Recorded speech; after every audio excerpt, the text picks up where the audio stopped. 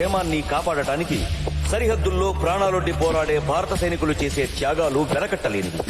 ఇటీవల జరిగిన యుద్ధంలో వీరోచితంగా పోరాడి దేశానికి విజయాన్ని అందించిన వీర సైనికులకు రిపబ్లిక్ డే ఉత్సవాల సందర్భంగా గ్యాలంటరీ అవార్డు ప్రదానం జరుగుతుంది. పతకం అందుకున్న 6 సైనికుల్లో ఒక తెలుగువాడు కూడా ఉండటం తెలుగు జాతికే గర్వకారణం.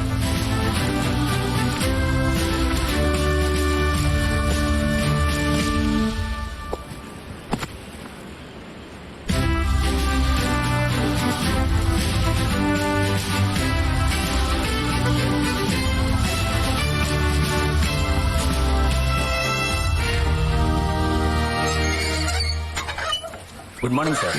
సార్ ఏమిటి? అందరినీ లోపలికి ఎలా చేద్దారు సార్? ఎవరు? నేనే.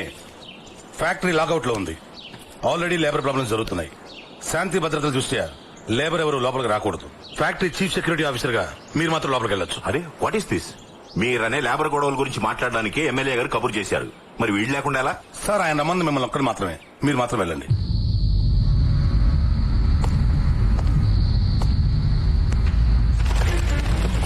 మరో ప్రపంచం మరో ప్రపంచం మరో ప్రపంచం పిలిచింది. వాహ్ శ్రీ శ్రీ వాహ్. పదండి ముందుకు, పదండి తోసుకు, పోదాం పోదాం పై పైకి.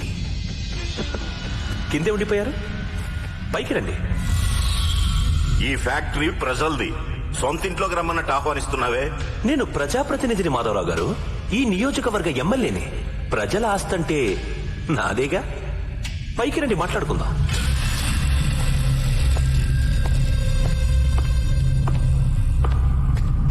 నమస్కారం మిలిటరీ మాధవరావు గారు. నమస్కారం.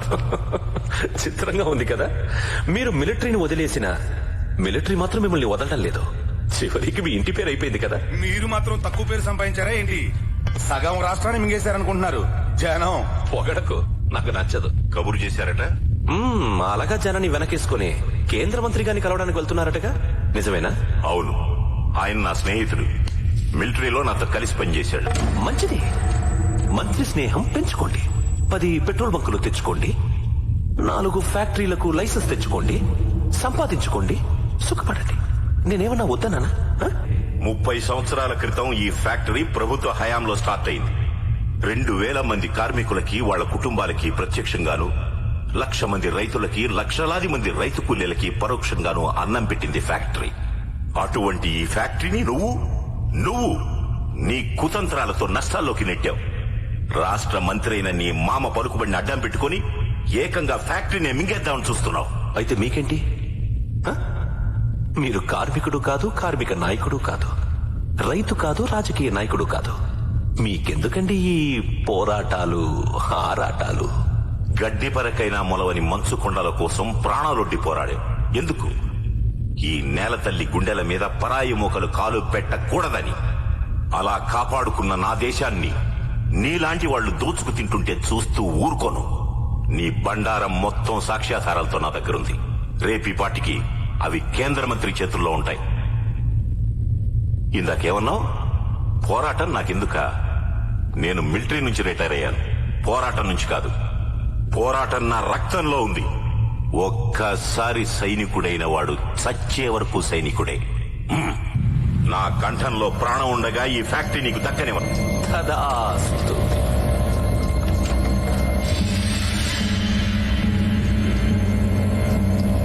అలాగే కానివ్వండి. అందరూ దీపావళికి టపాకాయలు కాల్చుకుంటారు. నువ్వేమో రిపబ్లిక్ డేకి ఆగస్టు 15కి ఊళ్ళో వాళ్ళందరినీ మన ఇంటికి రప్పించి టపాకాయలు కాల్పిస్తావు. మిలిటరీ వాడి కొడుకు మిలిటరీలోనే ఉండాలని అన్నయ్యని మిలిటరీకి పంపేశావు. వాడేమో అక్కడ యుద్ధంలో బాంబులు పేల్చుకుంటున్నాడు. దాని గురించి నువ్వు ఇక్కడ గొప్పలు చెప్పుకుంటావు. నాకున్న ఒకగానొక అన్నయ్య ఇంట్లో లేకుండా నేను ఒక్కదాన్ని గబ్బిలలాగా ఇక్కడ పడుతున్నాను. ఈ గుడ్డిదాని గోలు ఎవ్వరూ పట్టించుకోరు. వాడు మొండి, నువ్వు జగమొండి. నాన్నోయ్. ఏమ్మా? ఏంటి? నా మటుకు నేను వాగుతూనే ఉన్నాను, నువ్వేం మాట్లాడవేంటి? ఏం చేస్తున్నావు? అన్నయ్యకు ఉత్తరం రాస్తున్నానమ్మా. అది సంగతి. నేను అడిగానని రాయ్. అలాగే ఆవకాయ ఉందో అయిపోయిందో కనుక్కో. అర్థమైందా? అలాగే.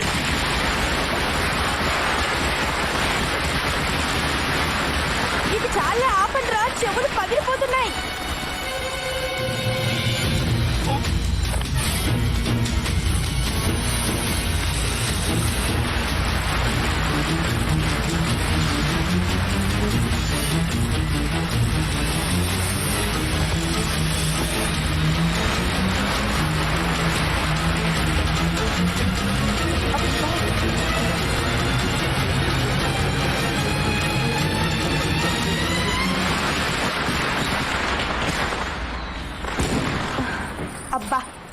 వెదవ టపాకాయలు.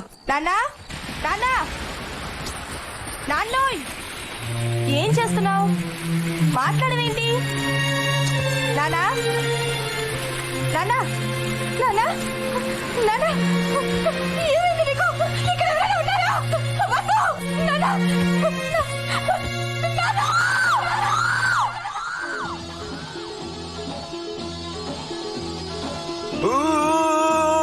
महबूबा महबूबा महबूबा महबूबा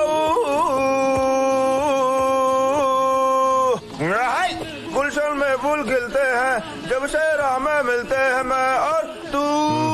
నువ్వు నాకు అర్థం కావరా? యా పొద్దున్నే ప్రెసిడెంట్ దగ్గర నుంచి మెడల్ తీసుకున్నావు, పొద్దుపోయాక మందు కొట్టి మెహబూబ్ అంటున్నావు. దాన్ దార్ దాన్ దే దీన్ దార్ దీన్ దే. ప్రెసిడెంట్ మెడల్ తీసుకుంది మనం కాదు. Attention, son of military Madhavarao, retired subedar మేషాయ్.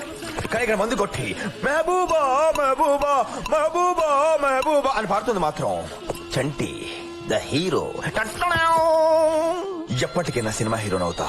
ఒక్కొక్క సినిమాలో కనీసం 2 లేదా 3 హీరోయిన్స్ తో డాన్సులు చేస్తా. అసలు మా ఊళ్ళో నన్ను ఎవరు పేరెడ్ పిలవరు తెలుసా? చా, ఏం పెట్టి పిలుస్తారు? హీరో అని పిలుస్తారు. మరి సినిమాలోకి వెళ్లకుండా మిలిటరీలోకి ఎందుకు వచ్చారా? సినిమా హీరో తర్వాత అవుతాయి గానీ ముందు రియల్ హీరో అవ్వమని మా నాన్న ఆర్డర్ చేశాడు. మా నాన్న ఆర్డర్ అయితే కూర్చొనే ఉంది. వచ్చి మిలిటరీ జాయిన్ అయిపోయాను. మంచి పని చేశారా? నీ ప్రాణాలు పణంగా పెట్టి మా అందరి ప్రాణాలు కాపాడావు. President medal కొట్టేశావు. మీ నాన్నగారు చెప్పినట్టు రియల్ హీరో అయిపోయావు. అవును రే, ఇప్పుడు ఈ మెడల్ మా నాన్నకి చూపెడితే హ్యాపీగా ఫీల్ అవుతాడంటావా? భలే వాడిరా, 30 ఏళ్లు మిలిటరీలో పనిచేసి రిటైర్ అయిన మీ నాన్నకే ఎప్పుడు ఇటువంటి మెడల్ రాలేదు. నీకు విషయం తెలుసా? ఇండియన్ ఆర్మీ పుట్టాక ఈ మెడల్ తీసుకున్న వాళ్ళు నువ్వు 34 వాడివి. అయితే ఓకే, మా నాన్నకి 30 ఏళ్ళు రాని 3 ఏళ్ళు వచ్చిందా? మనమే గ్రేట్. ఇది అర్జెంట్ గా తీసుకెళ్లి మా నాన్న చూపించాలి. తెరకు టెలిగ్రామ్ అయ్యి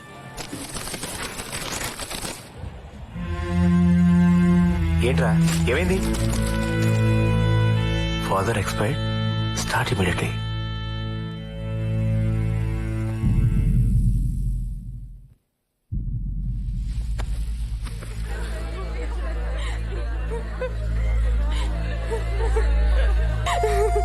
చంటి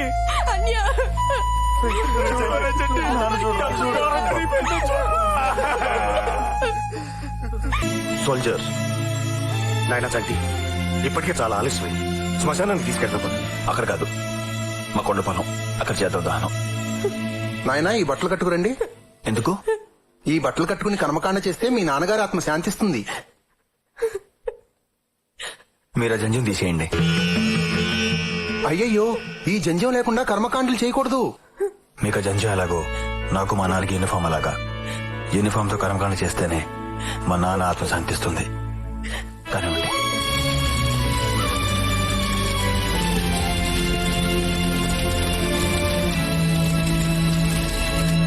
ఆగండి.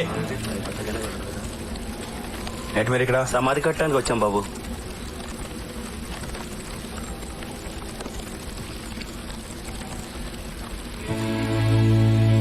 మా నాన్న సమాధి ఎవరు కట్టట్లేదు, నేనే కట్టుకుంటాను.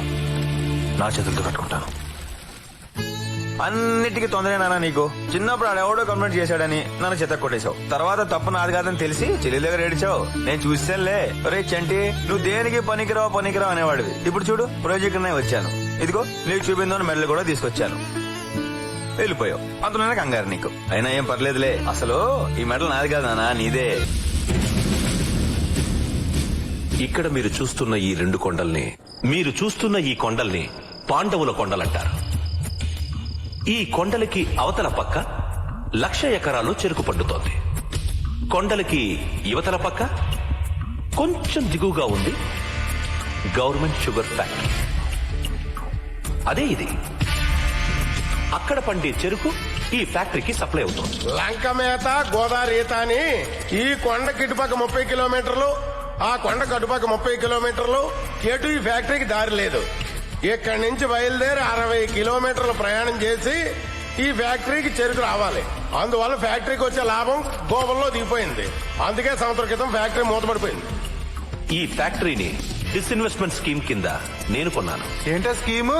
అదే పూర్వం దొంగలు ఊళ్ళు పంచుకుంటారంటారే, అలాగే ఇలాంటి ఎమ్మెల్యేలు మీ బాబు లాంటి మినిస్టర్లు ప్రభుత్వ ఆస్తుల్ని అర్ధనాకి అనాకి పొకోడి ముక్కలు నంచుకున్నట్టు నంచుకోవడానికి పెట్టిన ముద్దు పేరే డిజిన్వెస్ట్మెంట్ స్కీమ్. ఆ ఊరుకోండి మీరు, పాపం 5 కోట్లు పోసుకున్నారు. పాపం 5 కోట్లు ఇచ్చి 250 కోట్ల ఫ్యాక్టరీని లటుక్కుని మింగేశారు. ఈ 60